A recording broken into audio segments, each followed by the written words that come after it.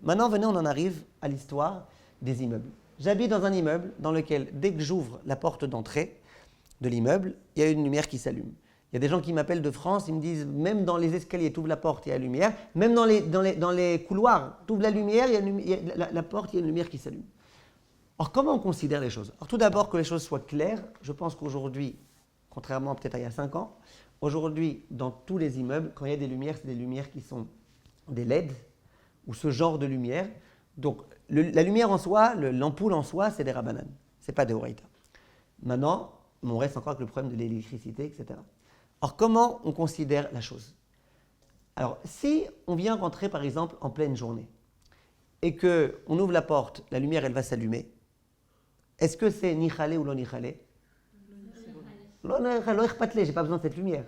J'ai pas besoin de cette lumière. Donc, si la lumière s'allume en journée, eh ben, c'est un petit peu comme tout à l'heure.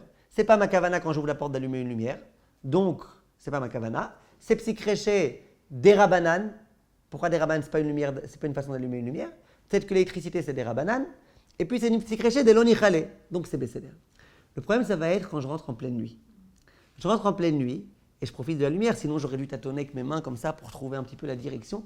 Donc, je profite de la lumière. Donc, c'est vrai qu'on peut dire que tu as un principe, c'est que c'est des rabanan ou un double des rabanan, ça d'accord? Tu peux dire que c'est psikréché, mais c'est psikréché des nichale. Tu es content qu'il y ait de la lumière. Alors, jusqu'à présent, tout ce qu'on a dit, ça marchait bien. Ça marchait bien, pourquoi? Parce que tout était bécédaire. Le problème, il se pose maintenant où tu vois que nichale, et Rav Ovadia et compagnie, tous les poskim qui veulent autoriser psikréché, ils veulent que ce soit lo nichale. C'est pas sûr à 100%, mais on voit qu'ils aiment bien ça, que ce soit l'onichale. Oh. Alors, viennent certaines personnes, certains rabbanim, et disent, t'as qu'à fermer les yeux. Comme ça, tu profites pas de la lumière. À l'époque, j'avais parlé de ça avec le Rav Asher Weiss. Lui, le Rav Asher Weiss, il n'aime pas les choses trop bizarroïdes. Alors lui, il m'a dit, non, n'exagère pas. Il me dit, qu'est-ce que tu fais? Il me dit, si t'es par exemple dans les escaliers, tiens la rampe. Tu es d'accord que quand il y a la lumière, tu n'as pas besoin de la rampe, tu peux monter sans rampe. Quand il n'y a pas de lumière et que c'est tout type d'escalier un petit peu comme ça, tu as besoin de la rampe. Donc il dit, tu tiens la rampe. Comme ça, même s'il n'y avait pas eu de la lumière, eh ben, tu aurais pu monter comme ça. Donc la lumière, elle ne t'a pas aidé. Elle ne t'a pas vraiment aidé. Si on sait, oui, mais on aurait pu quand même. Hein? Si on sait qu'on aurait pu monter sans avoir la lumière, on a besoin de tenir la rampe aussi. Non, ça veut dire, ce qui veut dire, ouais, non, attendez, si en général, même quand il n'y a pas de lumière, vous montez sans tenir la rampe, d'accord, ne tenez pas la rampe. C'est pas une obligation, il n'est pas écrit dans la Torah, tu tiendras la rampe. C'est juste, non, une façon de transformer. Ouais. Mais pour vous donner un exemple, ne regardez pas l'heure. Si vous n'avez pas des trucs phosphorescents, par exemple, ne regardez pas l'heure dans les escaliers, maintenant qu'il y a la lumière. Parce que s'il n'y avait pas eu de lumière, vous n'aurez pas pu regarder. Maintenant, grâce à la lumière, vous pouvez lire. Ou ne lisez pas le journal dans les escaliers. Sans lumière, tu n'aurais pas pu. Maintenant, grâce à la lumière, c'est-à-dire, en d'autres termes, transforme ce nichale en lo nichale. Transforme ce nichale en lo irpatle. Donc ça, c'est... Attendez, laissez-moi juste expliquer les choses jusqu'au bout. Comme ça, on essaye de faire en sorte que les idées soient claires. Donc, quand on arrive dans une porte d'entrée, que ce soit d'escalier ou de couloir, ou toutes ces choses-là, si je suis sfarad... Eh ben on dit, c'est pas ta kavana quand tu ouvres une porte, la lumière s'allume. C'est vrai que c'est psychréché, mais c'est psychréché d'éloïr patlé parce que tu fermes les yeux ou tu tiens la rampe ou quoi. Donc c'est psychréché d'éloïr patlé. Bédé rabanan si tu considères que l'électricité c'est des rabanan. Ou bédé rabanan si tu considères que la façon d'allumer une lumière c'est pas comme ça. Et moi ce que je conseille aux gens qui m'appellent, je leur dis, ouvre la porte avec ton pied. Ou avec ta tête. Ça veut dire fais encore un chinouille. Comme ça, même si tu dis... Non, mais c'est des oraïta, c'est la façon, l'électricité c'est des oraïta, et c'est comme ça la façon aujourd'hui d'allumer des lumières, d'ouvrir une porte. D'accord, tu es d'accord quand même qu'on n'ouvre pas une porte avec le pied. Donc, en même journée, elle va dire, et quand ça deviendra l'habitude. D'accord? C'est pas la façon d'ouvrir la porte avec les pieds. Donc, pour l'instant, en tous les cas, au moins, tu as au moins un dérabanan. Maintenant, si j'ai au moins un dérabanan, pour Avovadia, il est censé avoir aucun problème. Pour les Ashkenazim, même pour les Ashkenazim, quand il y a un dérabanan en cas de souffrance, eh bien, on autorise. Donc, ce qu'il faut qu'on comprenne bien, c'est que de demander à quelqu'un de rester cloué tout Shabbat à la maison, de ne pas aller à la synagogue, de ne pas aller voir ses amis, de ne pas être invité Shabbat, de ne pas pouvoir se promener, c'est une souffrance, c'est une grande souffrance, c'est un cas de grande nécessité. C'est la raison pour laquelle, ce que je voulais vous dire pour l'instant, c'est que quand on m'a posé la question, il y a déjà, ça date peut-être d'il y a 7 ans, 8 ans, que la première fois qu'on m'avait posé la question, que j'avais dû m'asseoir bien sur la Sougia, moi je suis arrivé à la conclusion, pour tout ce que vous venez de comprendre, qu'on doit autoriser. Maintenant, je vais juste vous dire aussi même qu'est-ce qu'on peut rajouter encore comme argument pour autoriser. Il y a un autre argument qu'on peut ajouter pour autoriser, c'est ce qui s'appelle gramma, ce qu'elle a appelé Rivka indirect. C'est gramma, c'est-à-dire, moi j'ai pas appuyé sur mon bouton, moi juste je suis passé. Maintenant, il y a toute une question, c'est quoi gramma? Il y en a qui veulent dire que gramma, c'est quand c'est pas immédiat. Il y en a qui veulent dire que gramma, c'est comme l'histoire de la minuterie.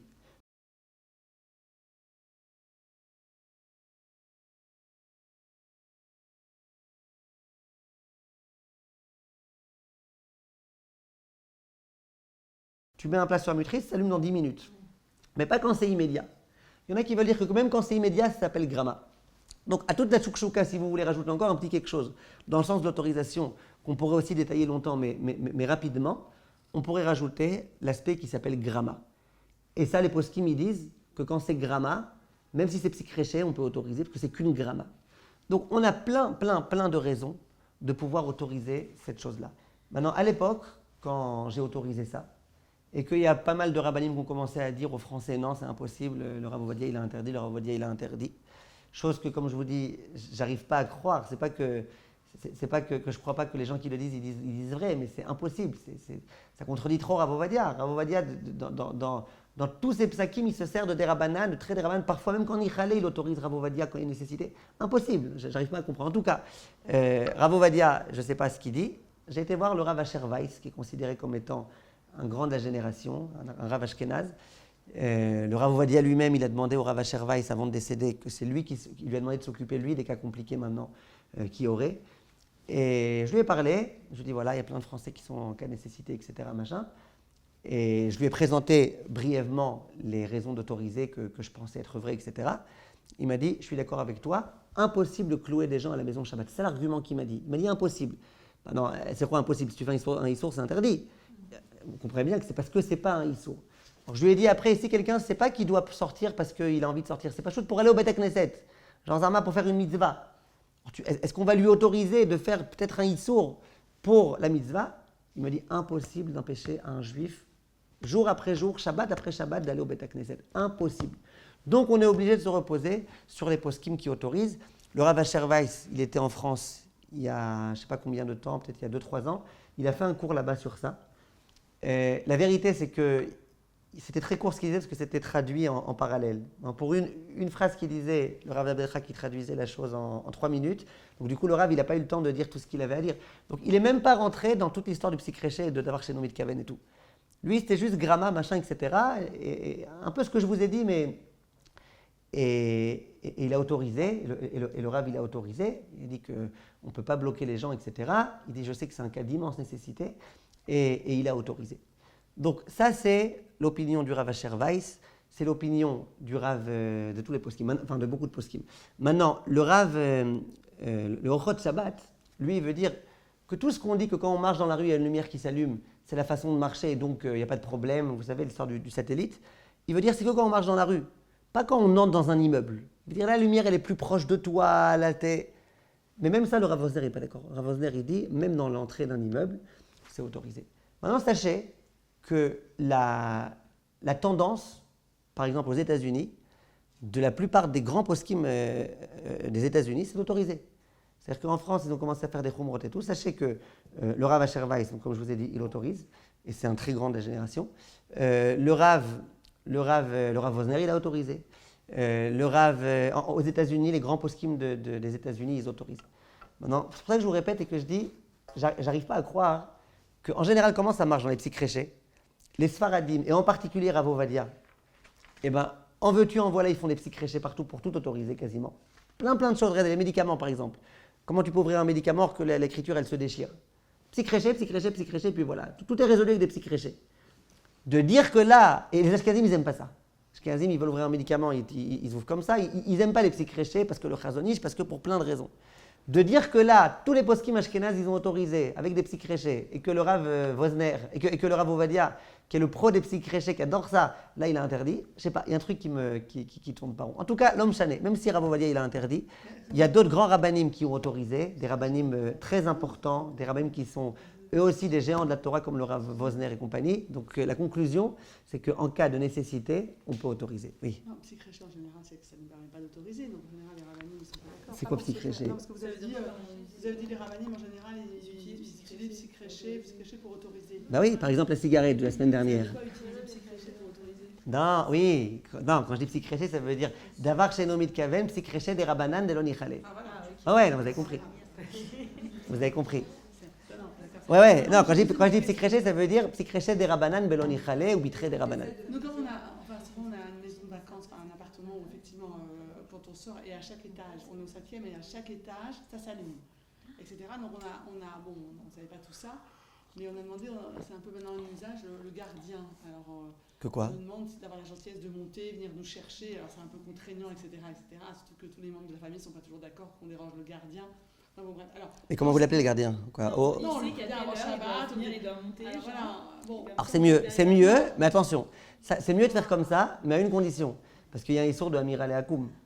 Donc la solution, de demander à un gars de faire quelque chose pour nous. Donc, On lui donne un truc à boire quand il monte. un truc comme ça, voilà, exactement. Il faut lui donner un truc à boire, ou alors le truc, c'est vous lui dites, pour chaque fois où tu viendras me faire ce service, je te donnerai 1 euro. Comme ça, il le fait pour lui, pas pour nous. Mais c'est quand même mieux. Bon, maintenant, on est C'est sûr que c'est mieux. on C'est en mieux parce parle. que c'est lui qui allume, c'est lui qui passe et qui allume. Vous comprenez? Donc ça, c'était les principes pour pouvoir autoriser. Juste encore un petit exemple, un petit cas précis. Il y a plein de cas dont on pourrait parler, mais un petit cas précis. Je me rappelle, quand j'étais enfant, on passait dans les buts de Chaumont pour aller à la synagogue. Et dans les buts de Chaumont, un beau jour, ils ont décidé de mettre des détecteurs de gens qui rentrent et qui sortent. Pourquoi? Je ne sais pas exactement, ils voulaient savoir combien de gens rentrent et combien de gens sortent. Est-ce qu'il y a autant de gens qui sont rentrés que de gens qui sont sortis? Est-ce qu'il n'y a pas des gens qui passent leur nuit dans le but de Chaumont, dans les buts de Chaumont, etc. Donc, comment ça marchait? À chaque porte des buts de Chaumont, il y avait un voyant ici, d'accord? Et en face, il y avait un petit récepteur comme ça, vous savez, comme des phares. Et donc, du coup, quand tu passes, tu es inscrit. Donc, sur le côté, il y a écrit numéro 36, 37, 38. À chaque fois que tu passes, ça note. Et à l'époque, à nouveau, il y avait pas mal de rabbanim français qui avaient voulu dire non, c'est interdit, il ne faut plus aller au but de Chaumont, machin, etc. à cause de ce problème-là. Alors, venons réfléchir à la question. Est-ce que Béhémet, on pourrait autoriser ou pas? Ce que je peux juste vous raconter, parce que moi ça m'amuse, c'est que nous, ce qu'on faisait personnellement, nous tous, moi je ne connaissais pas un mot de halakha, Pachout, on avait entendu qu'il valait mieux essayer d'éviter. Donc toute la famille, qu'est-ce qu'on faisait? Souvent, entre la porte et le voyeur, là, on pouvait réussir à se faufiler un petit peu. Si on était maigre, en tous les cas, on pouvait réussir à se faufiler. D'accord? Alors je me rappelle une fois, il y avait un truc très, très amusant. On était, la famille avec des amis, etc. On était une dizaine de personnes. Maintenant, donc il y avait cet endroit-là, tous ont marché. Puis toi, on arrive là, donc on s'arrête tous. Et chacun l'un après l'autre commence à marcher. Les enfants et machin. Et puis, alors ce qui était très marrant, c'est qu'à un moment donné, il y a un goy qui arrive. Comme ça, il arrive très rapidement et tout. Puis Tom, nous voit tous comme ça, éviter, il s'arrête. Et après, genre moi je suis pas un peu heureux, tac, je marche. Il s'est arrêté devant. Non, moi j'ai pas peur. Vous avez compris? Moi ça m'a éclaté de comment il a fait ça, genre. D'accord? En tout cas, ce que je peux vous dire, c'est que, qu'est-ce que vous en pensez? Qu'est-ce que vous dites de ce cas-là? Comment vous appelez, madame? Madame Bergig. Ah, je vous connais? Oui. Adout, c'est ça? Ah, d'accord. Alors, ça faisait longtemps. Ah, qu'est-ce que vous dites? C'est autorisé ou interdit? De passer? Moi, c'est pas mon intention. Très bien, très bien. Vous avez, elle n'était pas au cours de la semaine dernière, mais elle a eu le réflexe. Première question, elle commence bien. Première question, c'est est-ce que c'est mon intention, quand je passe par là-bas, de faire en sorte qu'il y ait un numéro de plus qui s'inscrive? Réponse, c'est pas mon intention. Très bien. Non, c'est pas mon intention. Est-ce que c'est sûr à 100% quand vous allez passer que ça va se noter? Oui. Alors, la suite du raisonnement, c'est quoi? L'onicha, ça ne m'intéresse pas, moi j'en ai rien à faire qui me compte ou pas. Très bien. Alors maintenant, la seule question qui va me rester, est-ce que c'est des rabbanon de Horaïta? Madame Bergig, c'est des rabbanon de Horaïta? Il en faut deux pour que ce soit des rabbanan, non? Non, même un chinouille. Si ça m'intéresse pas, c'est Non, non, non, non. Ah, Qu'est-ce qui nous reste? Est-ce que c'est une façon d'écrire? Non, c'est pas une façon. Hein? C'est pas une façon d'écrire. Quand on écrit, on n'écrit pas en passant. Allez, ce serait pas écrit dans l'histoire. Ouais. Ou alors l'électricité, ou alors le circuit électrique, d'accord. Donc c'est pas une façon d'écrire ou c'est pas une façon de faire ce qu'on fait. L'électricité, c'est peut-être des rabananes. C'est un truc qui se maintient pas du tout. Parce que ça se maintient pas, cette écriture, tu passes, après au bout d'une seconde, ça va changer. Vous comprenez? Donc on est dans plein de dérabananes, en dehors du fait que tu peux pas dire que c'est une mélacha de marché. Donc c'est évident qu'en cas de nécessité, on peut autoriser. Maintenant, si on peut être marmire et passer par derrière, pourquoi pas? Mais si on ne peut pas, on est obligé de passer par là-bas ou pour une raison ou pour une autre, c'est sûr qu'il y a lieu d'autoriser. Mais c'est ça, c'est pas moutard comme ça. C'est-à-dire que c'est vraiment si on n'a pas le choix de passer par là. Si on a le choix de ne pas passer... Voilà, maintenant, à nouveau, après la question c'est est-ce qu'on peut priver quelqu'un d'aller au but de Shomon Shabbat? Ah voilà. Disons que, regardez, venez on essaye d'être honnête. Disons que si quelqu'un ouvre ses médicaments directement comme ça, et pourquoi il ouvre directement comme ça? Pourtant il efface ce qui est écrit derrière. Pourquoi il ouvre directement? Ou si quelqu'un fume des cigarettes Yom Tov, alors qu'il efface ce qui est écrit, d'accord? Eh ben, ça veut dire qu'il se repose sur les psychréchés, des lonichalé, etc. Machin. Alors, s'il se repose, qu'il se repose, quoi. Vous comprenez? Le frigo qui s'allume. Ouais, je pense Pourquoi que ça ne aussi. serait pas le même raisonnement alors? C'est interdit le frigo d'ouvrir un frigo Shabbat, c'est la lumière. On enlève la lumière avant Shabbat. Ah, très bien. Le frigo qui s'allume Shabbat. Alors venez on réfléchit. Pourquoi on ne dit pas. Alors venez on réfléchit. Quand j'ouvre la porte du frigo, c'est pas ma kavana d'allumer une lumière. Est-ce que j'en profite ou pas? Ça dépend si c'est le jour ou la nuit. Mais non, c'est que le jour. Je sais pas de nuit, je sais pas. Disons que c'est que le jour. Le jour, j'en profite pas, à moins que j'ai besoin de chercher quelque chose. D'accord. Alors maintenant, est-ce que c'est des oraïta ou des rabanan, la lumière? Oui, mais c'est pas la manière d'allumer, on peut pas dire ça. D'ouvrir un frigo qui allume la lumière. D'accord. On peut dire que c'est pas une lumière, une façon d'allumer d'après le Rav Eliashiv, d'accord. Mais attention, là vous avez plusieurs autres problèmes. Le premier problème, c'est que c'est nichalé en général, on profite de la lumière. Maintenant, le deuxième problème qu'il y a, c'est quoi? C'est que ce qu'il disait le Rav Auerbach, vous vous rappelez, quand tu appuies sur un bouton ou quand tu fermes, que tout ce que le Chazon Ish dit que c'est pas des oraïta, c'est uniquement que tout ce que le Chazon Ish dit que c'est des oraïta, c'est quand tu appuies sur le bouton, ça reste en place. Dans le frigo, c'est comme ça. Tant que la porte elle est ouverte, ça reste en place. Oui. Donc il y a plus de chances que ce soit des oraïta. Mais surtout, regardez, surtout, je répète le principe. C'est pas que en veux-tu, en voilà, c'est permis, il n'y a pas de problème. C'est que si tu n'autorises pas ça, les gens ne pourront pas sortir de chez eux. Alors que le frigo, il y a une solution. Solution, tu mets un système et puis voilà. Ouais, mais si on plein Shabbat, justement, le truc, c'est galère, on peut plus du coup prendre ce qu'il y a dans le frigo. Quoi. D'accord, ça c'est ce que je vous disais la semaine dernière, qu'il y a parfois des gens qui appellent juste vendredi, juste avant Shabbat, et ils ont sur leur frigo tout type de machin, etc.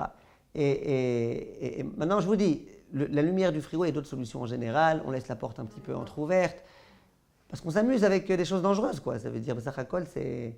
Parfois en plus il y a des ampoules de frigo, les anciennes qui sont un peu incandescentes. Donc on préfère éviter de faire ça. On n'a même pas remarqué ça avant Shabbat. C'est-à-dire qu'on est rentré dans Shabbat, on a ouvert, tac, la lumière elle est allumée dedans. Alors, en général, qu'est-ce qu'on fait? On la referme pas la porte. On laisse une petite serviette entre les deux et on la laisse entrouverte. Même si tout ce qu'il y a à l'intérieur, ça risque de... Voilà. Maintenant, si je sais que Shabbat est entré et je sais que j'ai oublié d'éteindre la lumière, alors là, il y a un meilleur conseil. Là, le conseil qu'on donne, on attend que les poskim le donnent, le Rav Auerbach et compagnie, on attend que le moteur il soit éteint et on débranche, au moment où il est éteint, on débranche la prise. Ouais, on faisait ça va s'abîmer aussi. Ouais, ok, d'accord. Hein? Si le moteur est arrêté. Si le moteur est éteint, on débranche avec un chinouille. Le Rav Auerbach dit avec un chinouille parce que la prise elle est mouxée. Donc avec un truc. Hein? Le moteur, c'est en bas du frigo, non? C'est-à-dire que ça reste en continu avec... Non, il y a un... Non, dans les frigos, il y a un thermostat. On pourrait pas, je voulais dire... Si, ouais. On pourrait pas, je voulais dire un voie de SF avec les températures qui sont affichées, d'ouvrir le frigo avec le pied et le renfermer avec le pied à chaque fois. Alors voilà, pour rajouter encore un dérabanan. Oui, mais c'est-à-dire les khatrila, quoi. Vraiment, Regardez, les khatrila, on a un peu de mal à essayer de trucs. Si c'est un enfant qui ouvre. Ouais, c'est déjà plus simple quand c'est un enfant. Maintenant, à nouveau, l'enfant, c'est pas un Shabbos Goy, quoi. Alors si c'est un enfant qui a 1 an, Nbaya. Il peut avoir visiteur, c'est moins grave. C'est ça. En cas de grande urgence, le principe c'est qu'en cas de grande urgence, on se repose même sur des poskim qui sont un peu plus rares. Ça veut dire, ça aussi le Rav Asher Weiss, il avait ramené ça, que le Shach il dit dans Yoredea en cas de nécessité, parfois on peut se reposer même sur un posek. Même si tu as une marloquette et en général on préfère être mahmir, en cas de grande nécessité, on peut être posek même comme un seul posek. Là, c'est un cas de nécessité d'être bloqué à la maison, etc. Le frigo au maximum ne mange pas, c'est pas très grave. Mais C'est sûr que d'être bloqué à la maison. ça, c'était le sujet. Maintenant, elle a posé une bonne question, Madame Dahan. Elle dit, si quelqu'un entre dans les toilettes, quelqu'un est entré dans les toilettes, il y a une lumière qui s'est allumée. Maintenant, dès qu'il a fermé le loquet, tac, il y a une lumière qui s'allume. Maintenant, la personne, elle est bloquée là-bas, elle n'a pas envie de passer tout le Shabbat là-bas, tout le monde va s'inquiéter, c'est pas très agréable de rester dans les toilettes tout un Shabbat, souffrance. Et donc, elle aimerait, cette personne-là, ouvrir la porte des toilettes, elle sait que ça va s'éteindre. Alors là, d'éteindre que d'allumer. il a fait. Alors déjà, c'est beaucoup moins grave d'éteindre que d'allumer, parce que éteindre, c'est melacha shel sera les goufa. Ça veut dire, Beikaron, quand on a un feu, allumer un feu, c'est une source de Horaïta. Éteindre un feu, c'est des Horaïta que si tu éteins pour te servir des braises. Tsarich la pechamim. Si tu as besoin des braises, donc l'extinction a été utile. Si tu n'as pas besoin, ça s'appelle en hébreu melacha shenat sricha les goufa. Une melacha dont tu n'as pas besoin, et pour beaucoup de poskim, ça se transforme déjà en des rabanan. Donc allumer une lumière, même si c'est une lumière à incandescence. Quand tu allumes, tu rentres dans le déoraïta parce que c'est à incandescence, il y a un feu. Mais quand tu éteins pas pour te servir des braises, il n'y a pas de braise. Donc c'est déjà beaucoup plus simple d'éteindre que d'allumer. Et là, il y a un autre facteur qui intervient, c'est quoi? C'est le facteur de Kvod Abriot. De demander à quelqu'un, s'il est 2 minutes avant la fin de Shabbat, ben reste bloqué là-bas 2 minutes avec la lumière en plus. Cool, tu as la lumière, tu as tout ce qu'il faut. Mais si jamais tu es dans une situation dans laquelle tu as encore plusieurs heures à passer et que ce n'est pas Kvod Abriot, beaucoup de poskim autorisent ce qui est assour que des rabanan.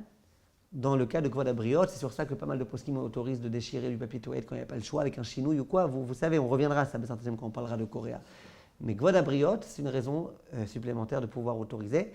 Et le Rav Eliashiv l'autorise. Le Rav Eliashiv, il dit, si jamais tu es dans les toilettes, même à incandescence, avec une lumière à incandescence, que tu es bloqué dans les toilettes, eh ben, tu as le droit d'ouvrir pour sortir s'il y a beaucoup de temps avant la fin de Shabbat. Et pas nécessairement avec un chenouille ou quand même... Alors, le Rav Eliashiv lui dit que ce n'est pas une façon d'éteindre une lumière. En plus, éteindre, c'est des rabanan. Vous voulez en plus faire un chenouille, faites. Juste par rapport au feu, moi j'avais entendu, enfin mon mari m'a dit que si on est dans une maison, pas dans un immeuble c'est autre chose, mais qu'il y a un incendie qui se déclare, j'ai pas le droit d'éteindre le feu. Ouais, il a raison, mais pas dans les structures d'aujourd'hui. Je m'explique. Beikaron est écrit dans la halacha que quand j'habite quelque part et qu'il y a un feu, on n'a pas le droit d'éteindre. Ah, mais toute la maison va brûler, quelle brûlée, malasot. Maintenant, notre devoir, c'est de bien préciser qu'au jour d'aujourd'hui, dans 99% des cas, c'est faux. Pourquoi? Parce qu'au jour d'aujourd'hui, on habite dans des immeubles dans lesquels il y a du gaz. En bas de plein d'immeubles, dans les immeubles, il y a du gaz. S'il y a du feu, ça peut faire des explosions. En dehors de ça, dans des immeubles, il y a parfois des personnes âgées qui n'arriveront pas à descendre s'il y a un incendie, qui risquent de mourir. En dehors de ça, quand le feu se propage, il se propage d'un endroit à un autre. Et même si dans ton immeuble, il n'y a pas des personnes âgées, peut-être dans l'immeuble d'à côté, il y a des gens âgés, des gens malades qui ne peuvent pas se déplacer rapidement, des bébés. Donc au jour d'aujourd'hui, tout feu qui se déclare, c'est sakanat nefashot, et on a le devoir d'éteindre le plus vite possible. Donc sur le plan de la halakha, il a raison votre mari, mais dans la situation d'aujourd'hui, c'est faux. Dès qu'il y a un feu qui se déclare, si vraiment c'est un tout petit quelque chose là, un tout petit machin, il va s'éteindre tout seul. Alors ne fais rien. Mais si tu vois que ça commence à tout petit peu même à prendre de machin, éteins, tu n'arrives pas à t'appeler les pompiers, ça rentre dans Pikuach Nefesh aujourd'hui. Je parle juste du fait que d'éteindre le feu par rapport aux braises, etc. Pas de sakanat nefashot, ça j'avais compris, parce qu'il m'a dit dans un immeuble on a le droit, etc. par rapport à sakanat nefashot. Mais on vient de dire que d'éteindre la C'est que des rabananes. le feu, c'est Ok, que des rabananes. mais vous n'avez pas le droit de faire un des rabananes pour sauver votre maison. Si un goy, vous voulez demander à lui d'éteindre, ça c'est toute une sougia dans Siman Shin Lamed Dalet. Effectivement, dans certains cas, on peut demander à un goy. Je ne vais pas faire un issour des rabbanes pour sauver ma maison. La vérité, un issour des rabbanes, ça vaut bien 2 millions, non? C'est le kavod, bah alors c'est là pourquoi on a le droit de sortir des toilettes. Tout mon kavod il va descendre, j'ai plus de maison, j'ai plus rien. Et vous parlez de la souffrance. On va passer au au sujet de la Bonne transition. Dans toilette quelques heures que voir ma maison brûler. D'accord, mais il n'y a pas que ce qu'on préfère. Ça veut dire, vous avez raison que par exemple dans le Chot Yom Tov, ça rentre ce facteur-là. Pendant Yom Tov, par exemple, on a le droit de faire ce qui est piquoir, ce qui est, comment ça s'appelle, ce qui est Tzorech Ochel Nefesh.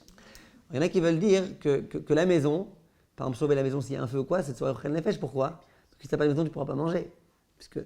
Bref, venez, on... Petite question dernière. Le Rav Wosner, il considère que marcher, c'est pas une mélacha. Exactement. Donc, est-ce que selon lui, on peut ouvrir des portes électriques juste en marchant dans un immeuble? Si on rentre, vous savez, parfois il y a des portes comme ça. Dans les hôpitaux. Ouais, mais là, c'est Nichalé, là, c'est mamash Nichalé. Le problème... Ah, si vous passez devant, mais que vous ne devez pas avez entrer? dit que selon lui, c'est même pas une mélacha. Ouais. Donc, à partir du moment où c'est pas une mélacha, peu importe Nichalé, psychologie, Faut que etc. quelqu'un le fasse. Ouais, mais je vous dis, vous voyez que je ne vous ai pas dit juste Rav Wosner et puis voilà. Je vous ai dit Rav Wosner et je vous ai rajouté l'histoire de Grama et je vous ai rajouté Il n'y a l'histoire aucun de... moyen d'autoriser les portes qui s'ouvrent électriques. Les portes électriques qui s'ouvrent, s'il y a un goy qui rentre, Voilà. en libaya. Plus que ça, et ça j'en avais parlé quand on avait parlé du goy, et ça c'est aussi un grand chidouche que à part moi, j'essaie de le diffuser au maximum, et ça aussi Rav Asher Weiss était d'accord avec moi, quasiment personne ne le dit, c'est que tu as le droit même de demander à un goy qui passe devant toi pour ça. Par allusion.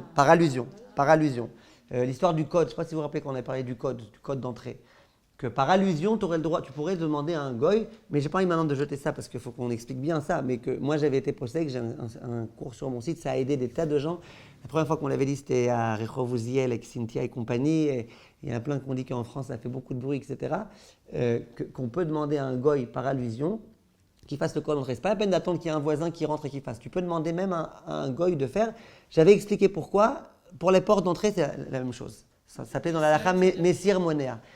Mais de soi-même rentrer en se reposant sur Rav Wosner, que c'est une façon juste de rentrer, alors que Nichalé, etc.